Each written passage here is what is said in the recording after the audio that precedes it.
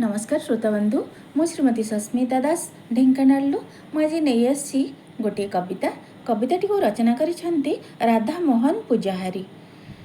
कविताटीर शीर्षक रही जन्मदिनर शुभेच्छा। तेबे कवि कैलाश चंद्र बेहेरांकर जन्मदिन उपलक्षे मो तरफ अनेक अनेक शुभेच्छा अभिनंदन एवं शुभकामना। तेबे चलतु कविताटी को शुणी नवा। जन्मदिनर शुभेच्छा।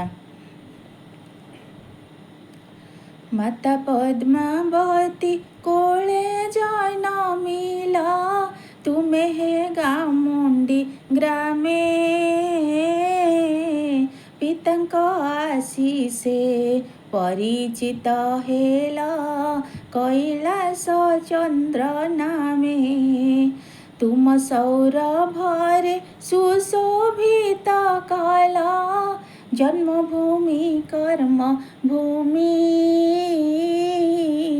पुरस्कार देले राज्य सरकार खुशी रे पड़िल झूमी कंधमाल जिला बालीगुड़ा ग्रामे कर्म कल तुमे जाई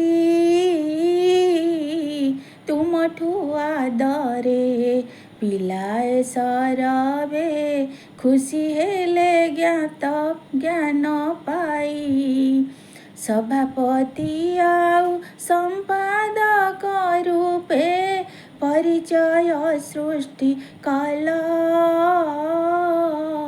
निरीक्षक पुणी विचारक होई जस ख्याति लभिगल प्रतिभा साहित्य परिवारे तुम्हे दीप्तिमंत तारा टीए साहित्य क्षेत्र रे रत्नटीए तुम्हे कवि पाई नाराटीए साहित्य क्षेत्र रे रत्नटीए तुम्हे कवि पाई नाराटीए कवि पाई नाराटीए कवि पाई नाराटीए। नमस्ते।